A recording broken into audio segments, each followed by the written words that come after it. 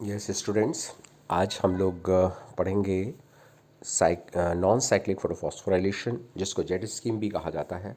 बहुत ही important light reaction का ये रिएक्शन है। और एक सबसे खास बात ये है कि इसमें फोटो सिस्टम फर्स्ट और फोटो सिस्टम सेकंड दोनों काम करते हैं। ध्यान दीजिए, इसमें सबसे पहले फोटो सिस्टम सेकंड काम करता है, उसके बाद फोटो सिस्टम फर्स्ट काम करता है।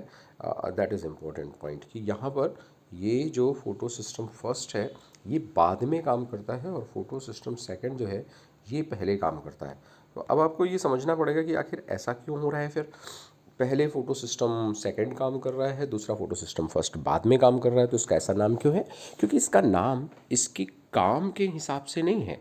ये जो नाम है ये हुआ है इसकी डिस्कवरी के हिसाब से। मतलब the photosystem which is first discovered is termed as photosystem first, और वो फोटो सिस्टम जो बाद में डिस्कवर किया गया वो था फोटो सिस्टम सेकंड। लेकिन नॉन साइक्लिक फोटोफॉस्फोराइलेशन में पहले फोटो सिस्टम सेकंड काम करता है, फिर फर्स्ट काम करता है।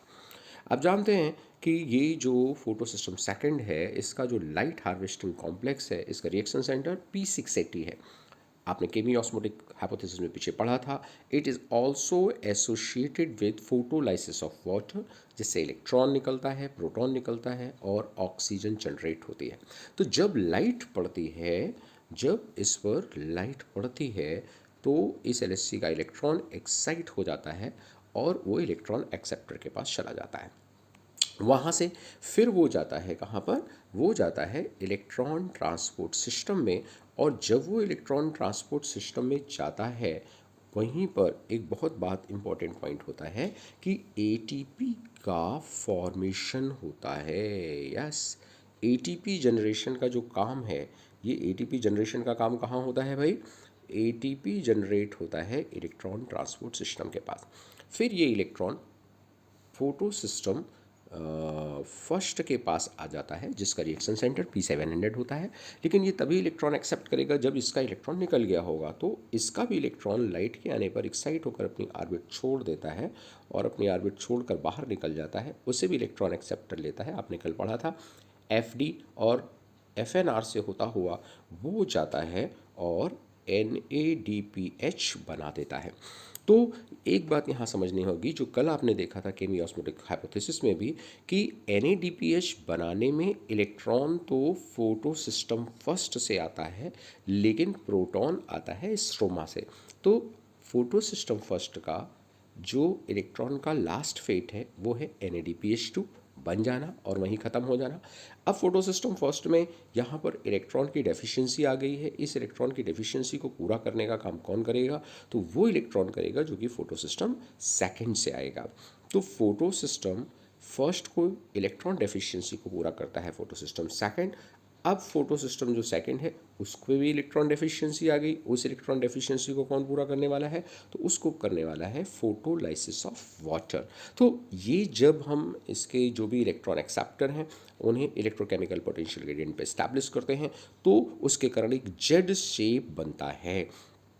पहले अप हिल मूवमेंट होता है, फिर उसके बाद डाउन हिल मूवमेंट होता है।